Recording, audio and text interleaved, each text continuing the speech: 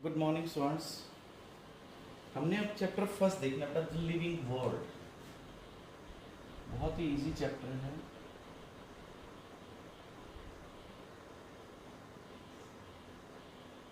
Living world. सो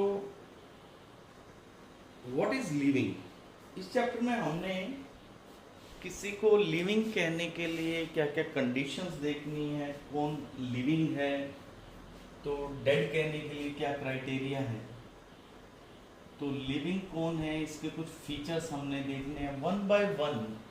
जो characteristics आप सोचते हैं, जैसे ग्रोथ, जैसे मेटाबॉलिज्म, जैसे रिस्पॉन्स, कॉन्शियसनेस, तो इनमें से कौन से फीचर को हम कह सकते हैं कि yes, by this feature you can identify that given object is living और नॉन लिविंग। तो लिविंग और नॉन लिविंग के बीच में डिफरेंस करने के लिए हमें सबसे पहले पता हो कि व्हाट इज लिविंग। नॉर्मली हम लोग ये कहते हैं कि जो करेक्टरिस्टिक फीचर्स हैं जो लिविंग ऑर्गेनिजम्स रखते हैं, वही ऑब्वियसली उन्हीं से ही हम बता पाएंगे कि कोई लिविंग है या डेड है। तो वो क्या क्या फीचर हैं, जैसे ग्रोथ। अगर कोई ऑर्गेनिज्म ग्रोथ कर रहा हो,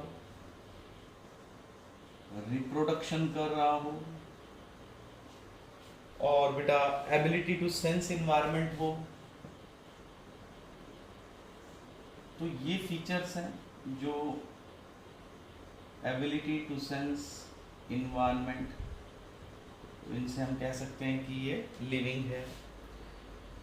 तो अब हम एनालाइज करेंगे, जैसे कुछ और फीचर्स भी आप इसमें ऐड कर सकते हो कि जैसे मेटाबॉलिज्म अगर है तो हम कहेंगे कि लिविंग है। Ability to self replicate, self organise, ये जैसे एबिलिटी टू सेल्फ रेप्लिकेट, ये कुछ फीचर्स हैं जो जनरली हमारे माइंड में आते हैं जब हम लिविंग के बारे में कहते हैं, लाइफ के बारे में कहते हैं। तो जैसे सबसे पहले हम देखते हैं कि पहला फीचर है ऑल लिविंग्स कैन ग्रो। तो इसको एनालाइज करेंगे बेटा हम।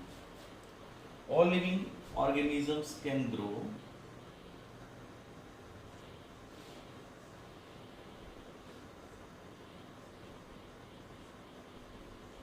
कि सारे लिविंग ग्रो कर सकते हैं।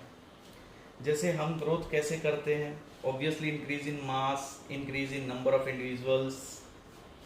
जैसे हमारे पास इंक्रीज इन मास हो, सेकेंड है बेटा increase in number of individuals, ये ग्रोथ है।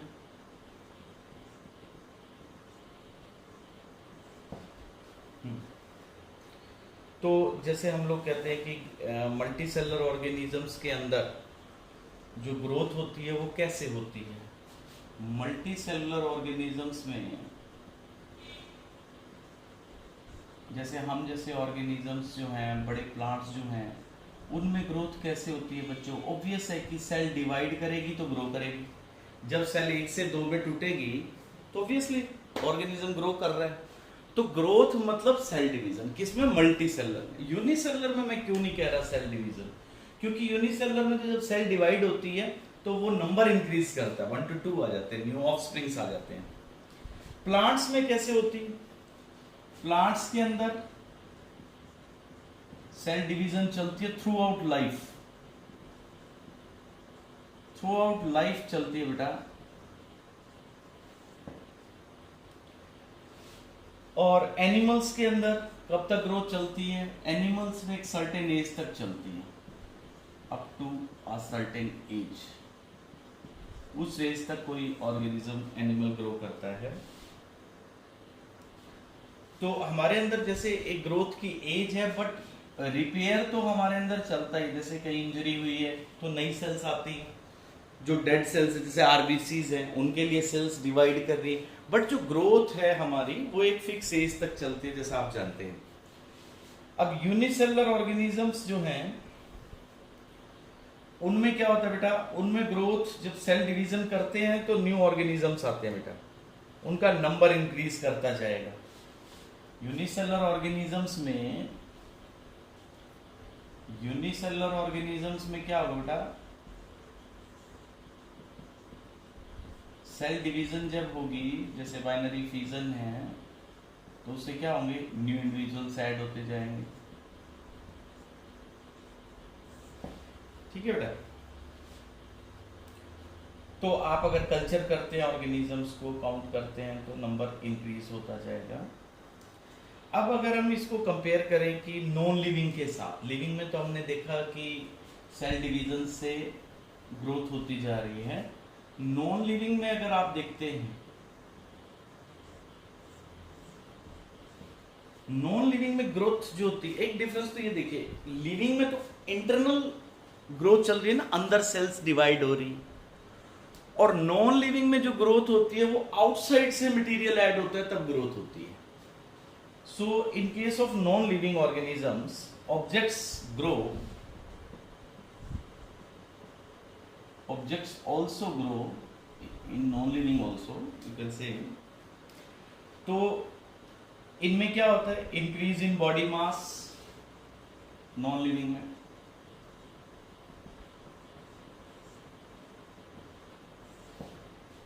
हाँ जी, there is increase in body mass, like for example mountain, sand mounts,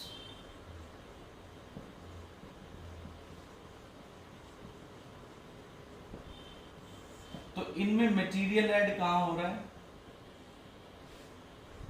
add from outside, और लिविंग में मटेरियल कहां ऐड हो रहा है, फ्रॉम इनसाइड।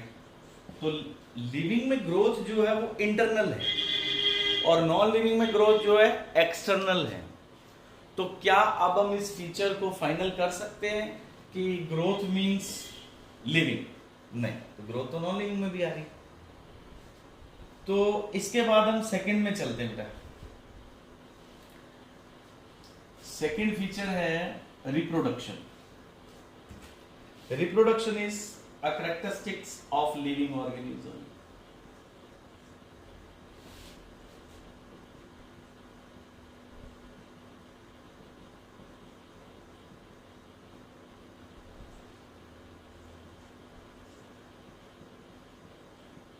तो रिप्रोडक्शन को क्या हम कह सकते हैं, तो प्रोडक्शन ऑफ प्रोजेनी होता है ना, रिप्रोडक्शन,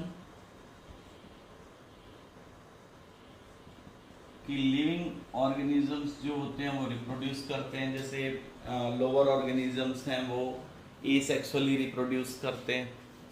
सेक्सुअल रिप्रोडक्शन है जिसमें बाइपेरेंटल है, मियोसिस होती है बेटा, गैमीट्स बनते हैं, आगे प्रोजेनी आती है। तो क्या हम कह सकते हैं कि ऐसा ये कैरेक्टरिस्टिक फीचर है, इससे आप आइडेंटिफाई कर सकते हो? तो यहाँ हमें एक एक्सेप्शन देखने को मिलती है। जैसे बेटा वर्कर हनी बी है, मधुमक्खियों में जो कॉलोनी है उसमें जो वर्कर्स होते हैं वो सारे स्टीराइल होते हैं। तो क्या ये लिविंग नहीं है? इसके बाद बेटा म्यूल जो है वो स्टीराइल होगा, तो क्या वो लिविंग नहीं है? तो अगर हम इस फीचर को लेके चलते हैं कि रिप्रोडक्शन ही कैरेक्टरिस्टिक फीचर है लिविंग का, तो ये दो एक्सेप्शन आपके सामने हैं कि म्यूल रिप्रोडक्शन नहीं कर सकता, वर्कर हनीबीज रिप्रोडक्शन नहीं कर सकती, तो क्या हमें उनको लिविंग की कैटेगरी से बाहर कर देना चाहिए?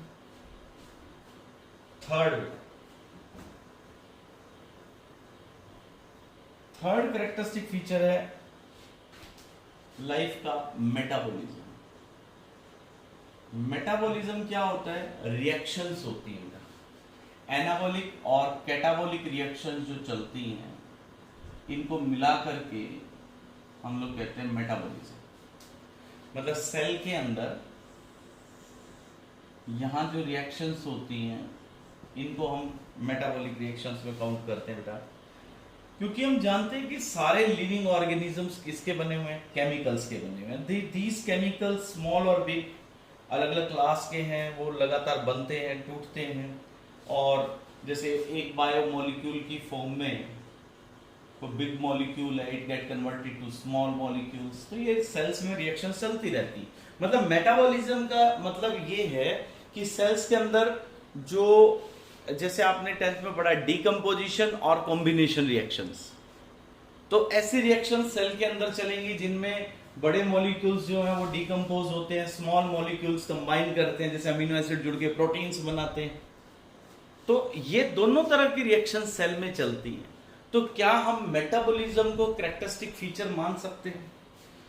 तो अगर आप टेस्ट ट्यूब में ये रिएक्शंस कराते हैं लैब में, जैसे ये टेस्ट ट्यूब है हमारे पास बेटा, और इन बायोमोलिक्यूल्स को यहाँ ऐड करते हैं और यहाँ एंजाइम्स डालते हैं, तो ये रिएक्शंस तो टेस्ट ट्यूब में भी हो जाएंगे। तो इज इट लिविंग? नहीं। तो जो ये रिएक्शंस चल रही हैं, these are living reactions, but this test tube is not living. अब हम नेक्स्ट फीचर पे आते हैं बेटा,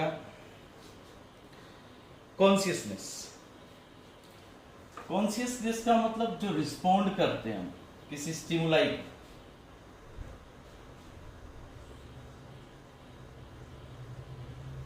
कॉन्शियसनेस क्या होता है? Response to stimuli. जैसे बाहर से कोई मैसेज आता है बॉडी के अंदर और हम उसको रिप्लाई करते हैं, उसको रिस्पॉन्ड करते हैं, उसका जवाब देते हैं। तो क्या ये फीचर फाइनल है लिविंग बीइंग्स का? तो अब इसकी क्या एक्सेप्शन है? इसकी भी क्या एक्सेप्शन है? तो कोमा में जो पर्सन है वो स्टिमुलाई को रिप्लाई नहीं कर रहा। वैसे तो ये कैरेक्टरिस्टिक फीचर बहुत इंपॉर्टेंट है, हम इसी को ही लेके चलते हैं, पर इसकी एक्सेप्शन है एक कि कोमा में जो पर्सन है वो रिप्लाई नहीं कर सकता। अब हम आते हैं कि फिर लिविंग ऑर्गेनिजम्स लिविंग है क्या? लिविंग का मतलब जो इंटरेक्शन है सेल्स की, सेल्स इंटरेक्ट करती हैं बेटा। अकेली सेल्स का मतलब नहीं है life. Cells interact with each other to produce the effect. Similarly cell के अंदर जो ऑर्गेनेलीज हैं वो भी इंटरेक्ट करते हैं एक दूसरे के साथ, वो इंटरेक्शन लीड करती है। आप हायर क्लासेस में पढ़ेंगे इसके बारे में। तो लिविंग ऑर्गेनिज्म की अब डेफिनेशन अगर हम दें तो क्या बनती है? लिविंग ऑर्गेनिजम्स कौन होंगे? तो लिविंग ऑर्गेनिजम्स को, इन सब फीचर्स को देखने के बाद हम कह सकते हैं they are self replicating,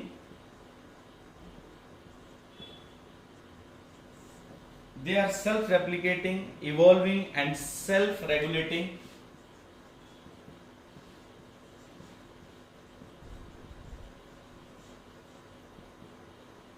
Self-replicating, evolving and self-regulating interactive systems. Interactive systems capable of responding to stimuli. Capable of responding to stimuli. ये बन जाएगी इनका डेफिनेशन। ठीक है जी। बायोलॉजी क्या है? Study of life on the earth. तो ये हमने बेटा पेज नंबर 5 तक इस फर्स्ट चैप्टर को कर लिया। यहाँ तक आपने अंडरलाइन करना है, लर्न करना है। थैंक यू बेटा, हैव अ नाइस डे।